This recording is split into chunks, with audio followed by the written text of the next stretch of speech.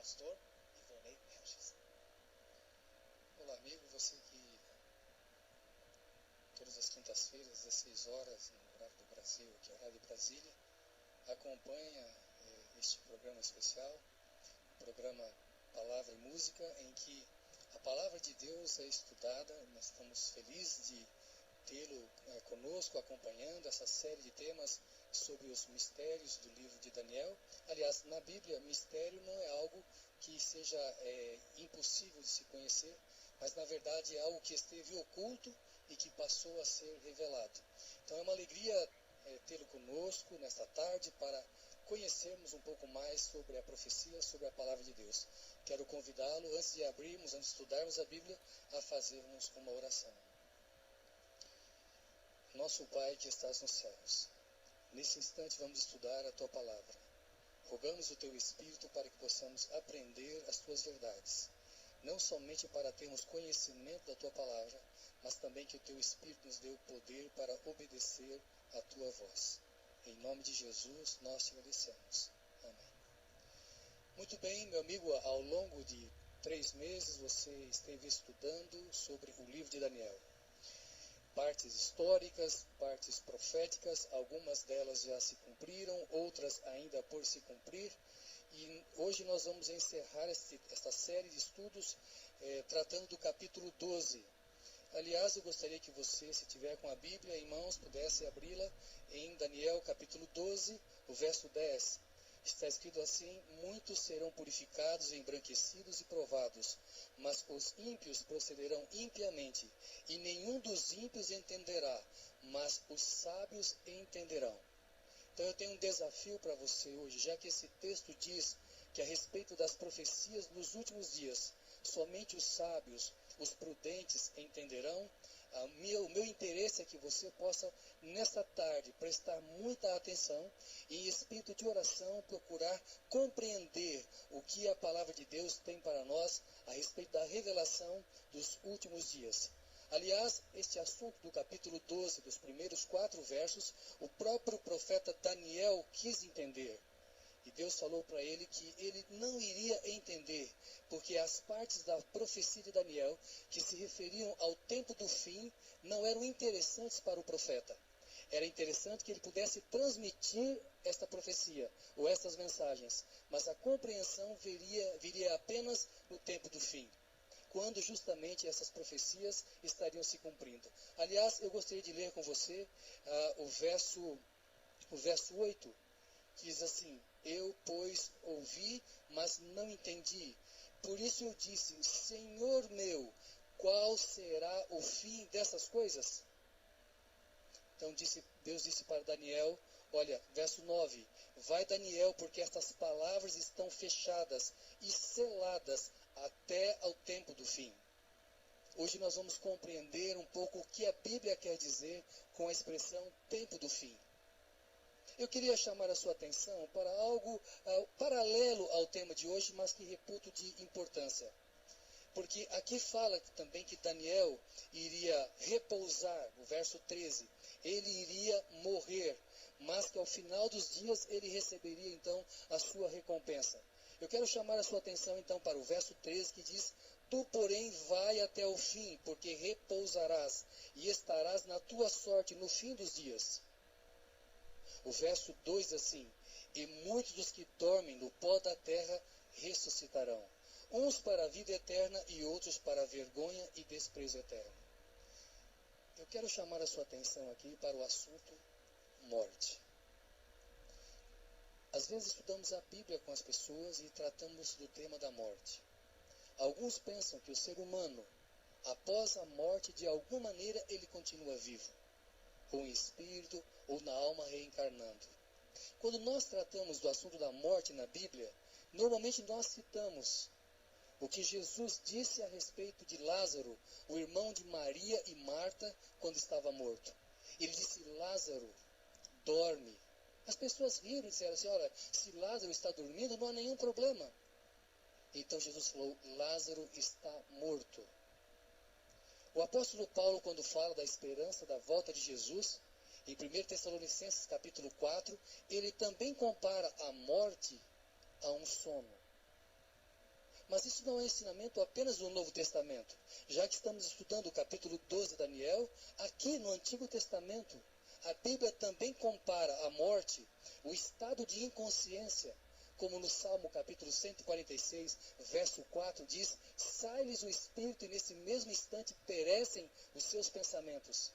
O que a Bíblia ensina, de Gênesis a Apocalipse, da criação do homem, a recriação do homem, quando Jesus voltar, é que a morte é um estado de inconsciência. Por isso aqui, Gabriel, comunicando o ensinamento para a visão, para a informação da visão para Daniel, diz assim: muitos dos que dormem no pó. E a referência, então, aqui é o próprio Daniel e a sua morte. Repousarás.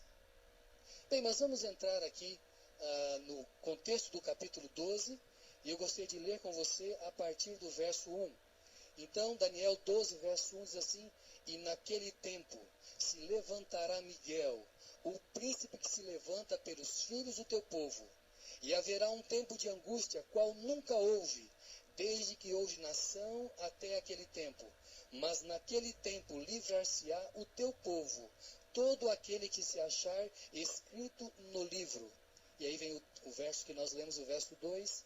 E muitos dos que dormem no pó da terra ressuscitarão, uns para a vida eterna e outros para vergonha e desprezo eterno. Você sabe que do capítulo 10 ao capítulo 12, o tema é o mesmo, a visão é a mesma. O capítulo 12 inicia-se dizendo assim: olha, naquele tempo vai se levantar Miguel para defender o seu povo. Naquele tempo de angústia, de sofrimento, de dor, Miguel vai se levantar para livrar o seu povo. Você que já estudou os capítulos anteriores de Daniel, sabe que, na verdade, o que está inserido no livro de Daniel é o conflito entre o bem e o mal. E você vê que, ao final, o bem prevalece. Você que estudou essas séries de textos sobre o livro de Daniel sabe que o que é tratado é a luta de Cristo e seus anjos contra Satanás e os seus anjos. E como é descortinada a luta entre o bem e o mal desde o tempo de Daniel, digamos assim, a partir das profecias que ele relata, até o tempo da restauração de todas as coisas. No tempo do fim, Miguel, o grande príncipe, se levantará para defender o povo de Deus. Embora você e eu nos preocupemos em prosperarmos, em cuidar da nossa vida, dos nossos afazeres, dos nossos familiares, queremos o melhor para nós em todos os sentidos, todavia a Bíblia ensina que haverá um tempo de angústia, qual nunca houve na face da terra. Quando você estuda a história do cristianismo, desde o seu início o cristianismo foi marcado com a doação de vida, com mártires. A angústia sempre prevaleceu sobre os justos. Porém, a Bíblia diz que nos últimos dias haverá um tempo de angústia qual nunca houve, porque esta angústia vai envolver não somente os justos, os filhos de Deus, mas também aqueles que estarão trazendo sofrimento para os justos. Aqui está falando de um período que tem que ver com Apocalipse capítulo 16. Quando você estuda Daniel, você tem que relacioná-lo como um livro profético com o livro de Apocalipse. E Apocalipse capítulo 16 é ensinado que após haver trevas no santuário, fumaça no santuário divino, quando Jesus não estará então simbolizando que Jesus não estará mais intercedendo pelas pessoas, quando for feito o decreto que aquele que é justo continue justo, o santo a santificar-se e o impuro a ser impuro, quando as pessoas não poderão mais mudar o seu destino, quando Jesus enfim deixar de oferecer o plano da salvação para as pessoas, quando ele estiver então para descer e retribuir a cada um conforme as suas obras, pouco antes de Jesus descer nas nuvens dos céus, e na expressão comum entre nós, e a porta da graça estiver fechada, então serão derramadas as 7 pragas sobre os seres humanos dessa terra, sobre os homens maus. Começam com a praga das chagas, depois vem os rios se transformando em sangue, os mares, o aquecimento da terra aumentando. Muito bem, é nesse tempo que se levantará Miguel, o grande príncipe, para defender o seu povo, que até então estava sendo perseguido. Então essa angústia envolverá justos e maus. Agora, algumas pessoas dizem assim, que Miguel representa um anjo, o principal dos anjos. E eu queria me ater com você em alguns instantes para entendermos quando a Bíblia fala de Miguel, a quem ela está se referindo. Miguel aqui é chamado de príncipe. Se nós lermos a Bíblia em Daniel capítulo 9, verso 25, nós novamente encontramos a expressão príncipe. Daniel 9, 25, sabe e entende, desde a saída da ordem para restaurar e para edificar Jerusalém, até ao Messias, o príncipe. Vejam que aqui a expressão príncipe, que apareceu no capítulo 12 para Miguel, aparece aqui para o Messias. Nós podemos ler Apocalipse capítulo 12, verso 7, onde fala do Miguel lutando contra o dragão e os seus anjos. Apocalipse 12, verso 7. E houve batalha no céu, e Miguel e os seus anjos batalhavam contra o dragão, e batalhavam o dragão e os seus anjos. Quem é o dragão? O verso 9 explica. E foi precipitado o grande dragão, a antiga serpente chamada o Diabo e Satanás.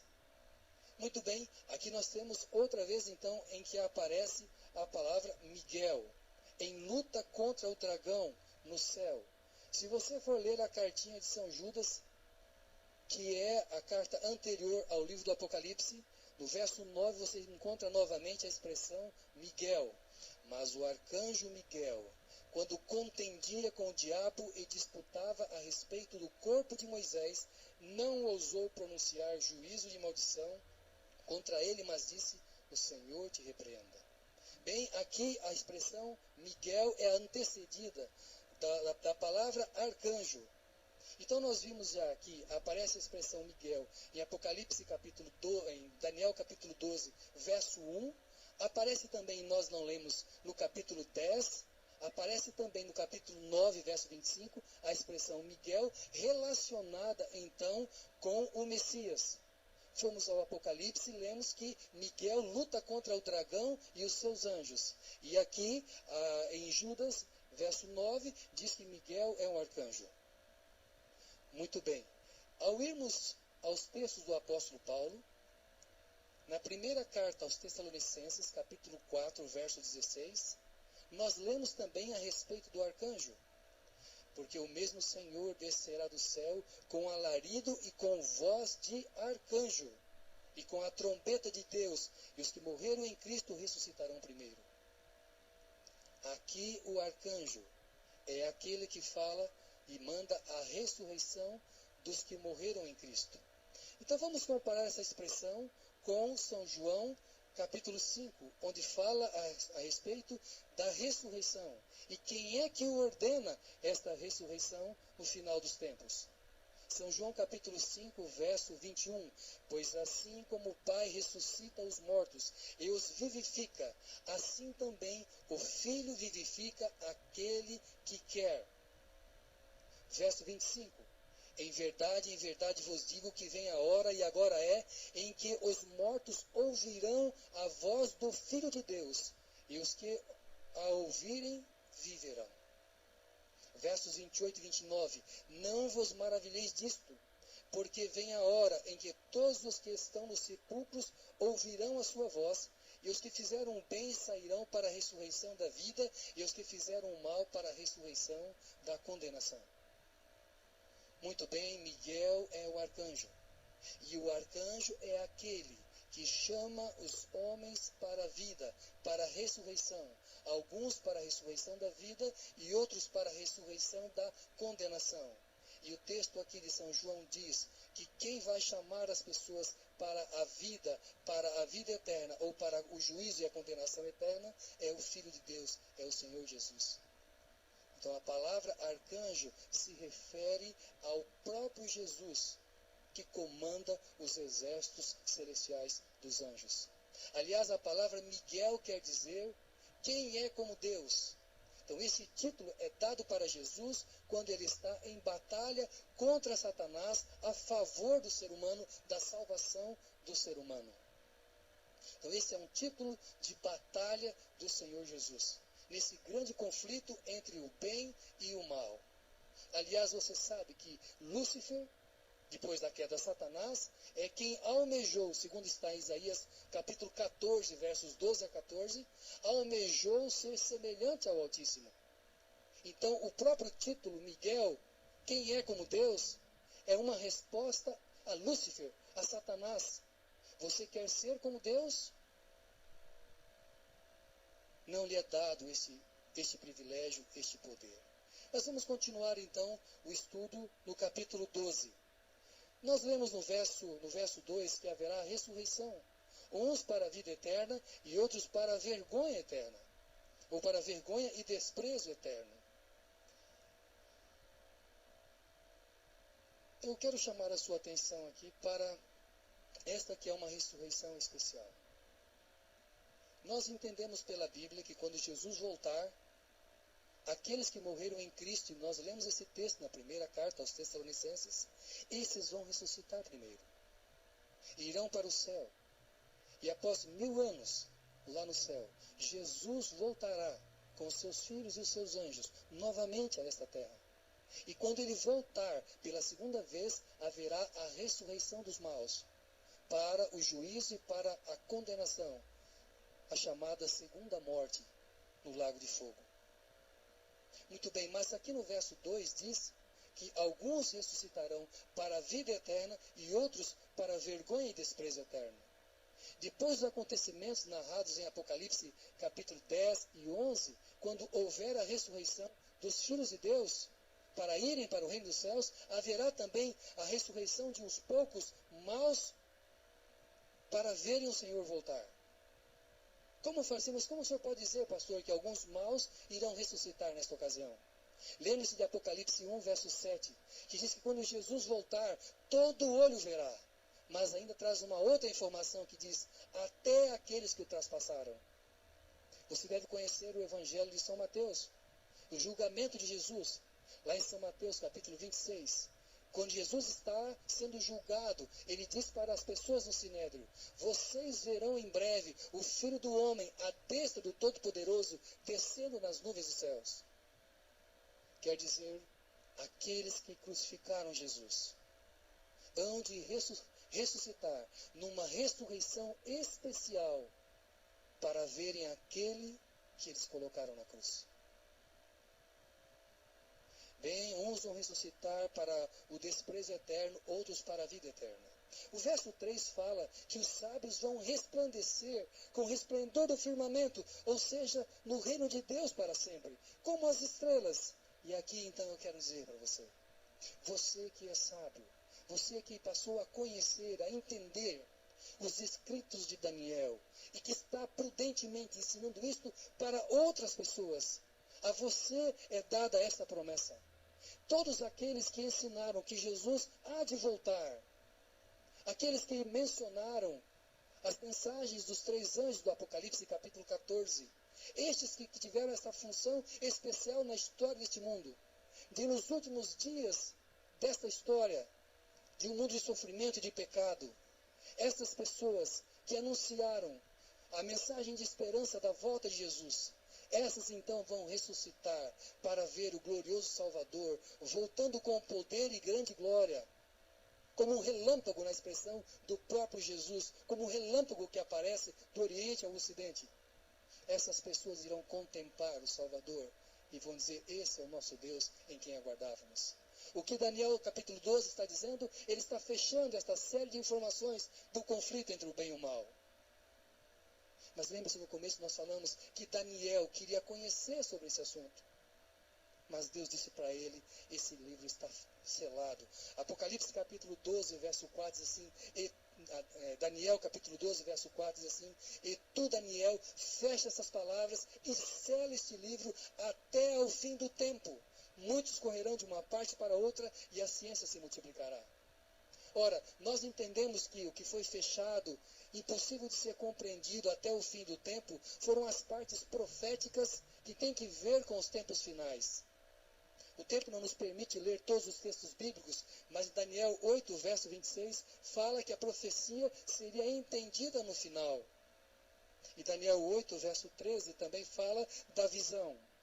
Então, na verdade, em Daniel capítulo 8, onde fala da visão do carneiro e do bode, onde fala do bem e o mal lutando ali, o poder da Medopérsia, o poder da Grécia, depois vem a Roma pagã, em toda essa sequência, é possível haver uma compreensão.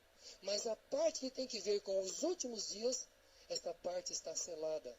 Por isso Daniel não conseguiu entender esta expressão no grego, maré.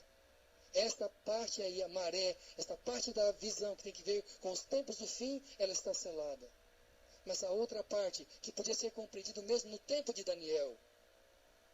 Daniel viveu no tempo de Babilônia, ele entendeu a cabeça de ouro da estátua que representava a Babilônia. Ele viveu no tempo da Medopérsia. Ele entendeu que aquele carneiro representava a Medopérsia. Na própria profecia também apresenta a respeito do bode, que o bode representava o reino da Grécia. Isso era possível de ser entendido. Quando Jesus veio ao mundo, ele falou assim, o reino de Deus chegou até vós. O tempo está cumprido. Quando João Batista falou isso também, de certa maneira, eles se referiam às promessas do Antigo Testamento, da vinda do Messias, mas também se referiam à profecia das 70 semanas, que podiam ser compreendidas no tempo de Jesus.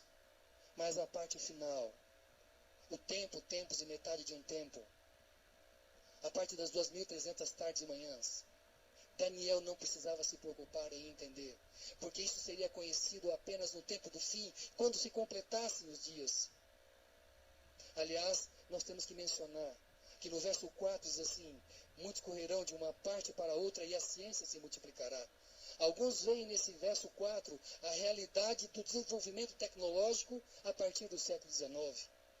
A invenção do automóvel, do motor a combustão, do avião, as pessoas se locomovendo de um lado para outro. É verdade que hoje nós podemos ter acesso a muita informação que não tínhamos no passado.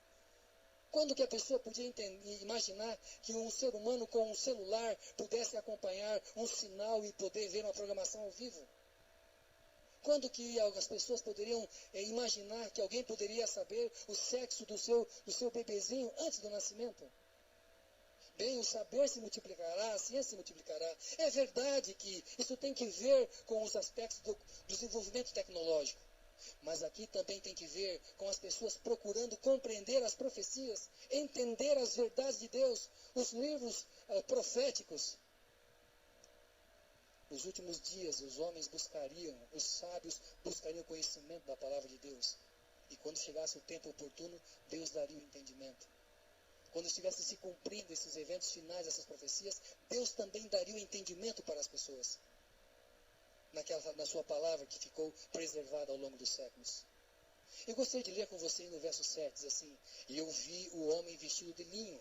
Este homem vestido de linho aqui aparece também no capítulo 10, já que a visão é a mesma, e por incrível que pareça também em Apocalipse capítulo 10, fala também de um ser humano, de um anjo, com a sua mão levantada para efetuar o juramento.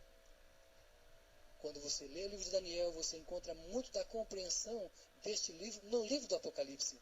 Daniel esteve fechado, mas o Apocalipse foi um livro aberto. Aliás, a palavra Apocalipse quer dizer revelação.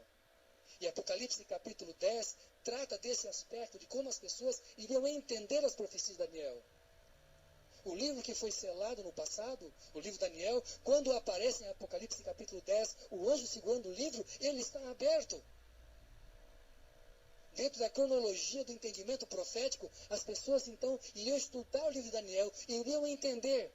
É bem verdade que haveria decepção. E Apocalipse capítulo 10 fala da decepção.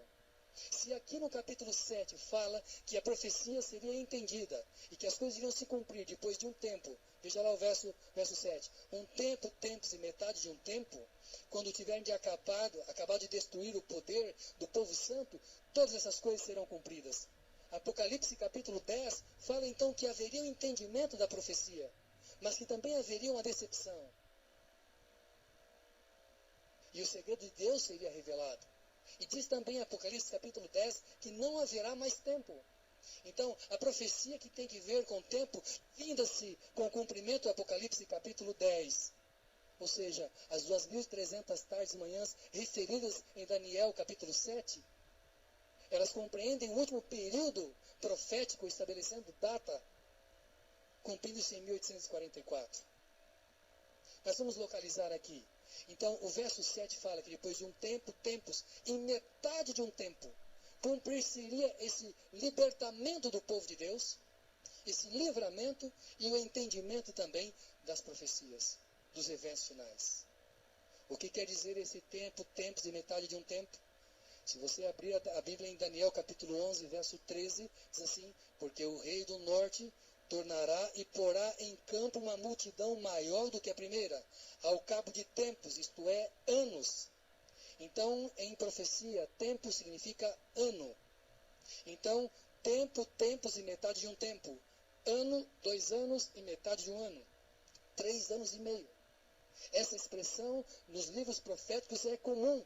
Se você abrir a Bíblia em Daniel capítulo 7, verso 25, você verá que lá também aparece a expressão tempo, tempos e metade de um tempo. Se você abrir a Bíblia em Apocalipse capítulo 12, você vai encontrar a expressão tempo, tempos e metade de um tempo. Em Daniel capítulo 7 é a ponta pequena, um poder político-religioso que ia perseguir o povo de Deus.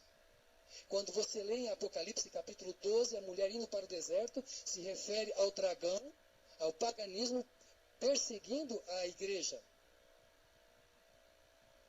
O paganismo e o romanismo. Quando você vai em Apocalipse capítulo 13, você encontra esse mesmo período já com a expressão 42 meses.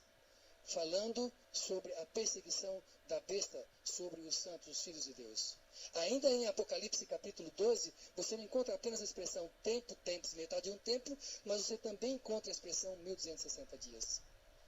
Então, 3 anos e meio no calendário lunar equivale a 1260 dias, que em profecia cada dia representa um ano.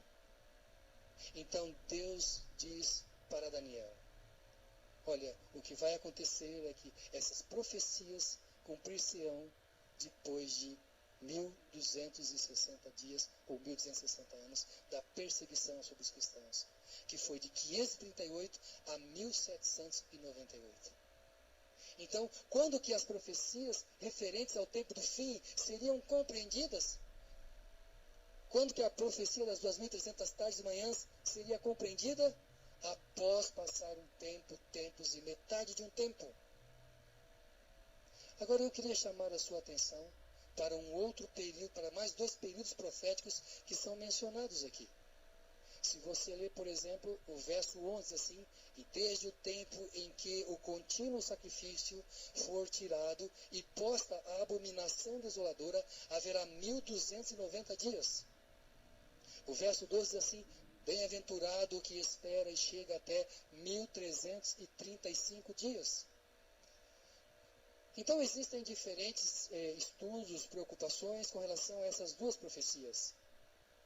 Os que entendem que aqui tem que ver com o sacrifício contínuo, a representação do trabalho de Jesus no santuário celestial, a obra de Jesus sendo maculada pelo poder do mal aqui na terra, já que esta ponta pequena mencionada nos capítulos anteriores de Daniel, que você viu que é um poder político-religioso que iria se levantar contra Cristo, que iria desmerecer, ofuscar a obra salvadora de Cristo, intercessora no santuário celestial, aqui na terra. Então, com atividades aqui na terra, pessoas se assentando no trono de Deus como se fosse o próprio Deus, oferecendo ao ser humano o perdão dos pecados, que é uma prerrogativa apenas de Deus.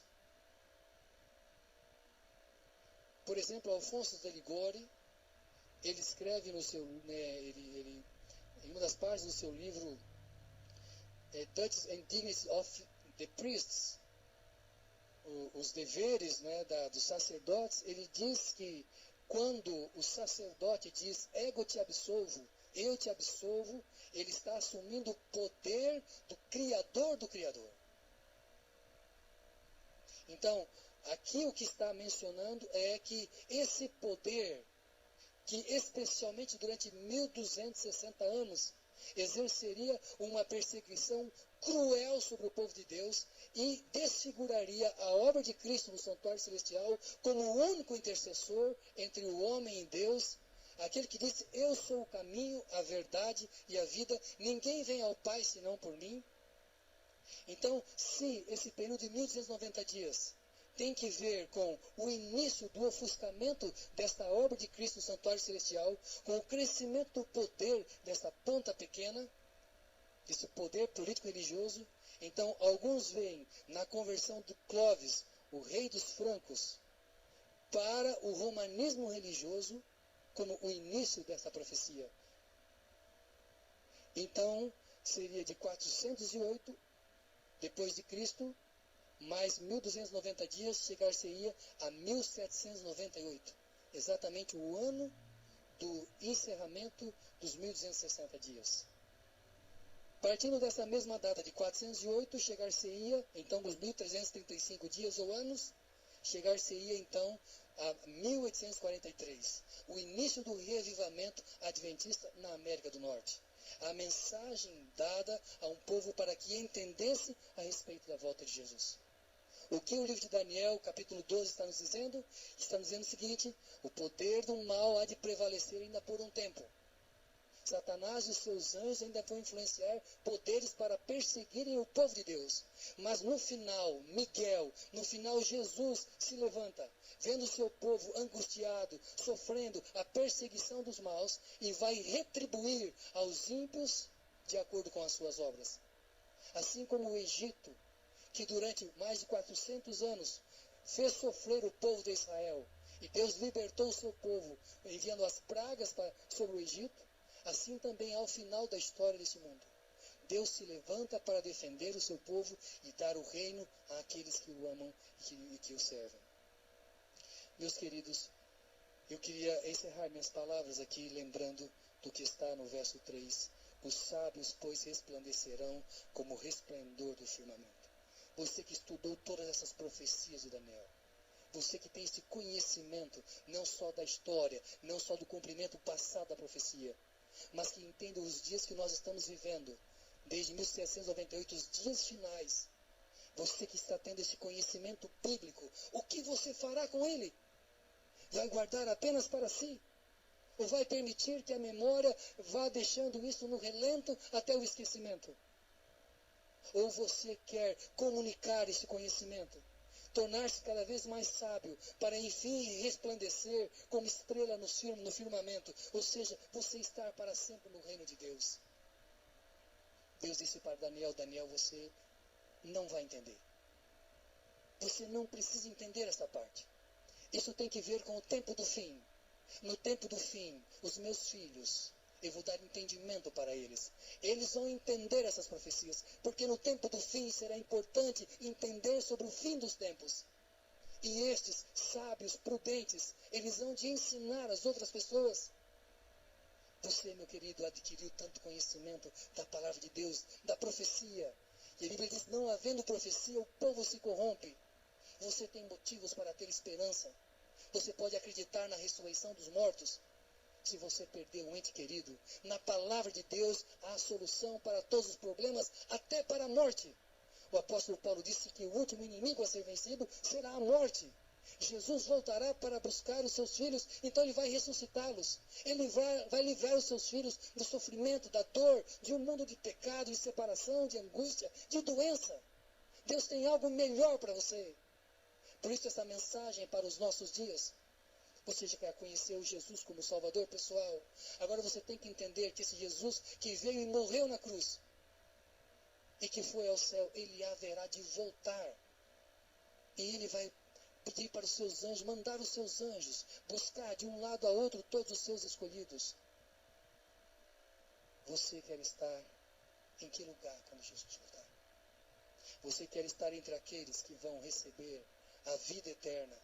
Ou você quer estar entre aqueles que não serão livrados por Jesus, que não terão o nome escrito no livro da vida e que vão padecer a vergonha e o desprezo eterno, a chamada segunda morte?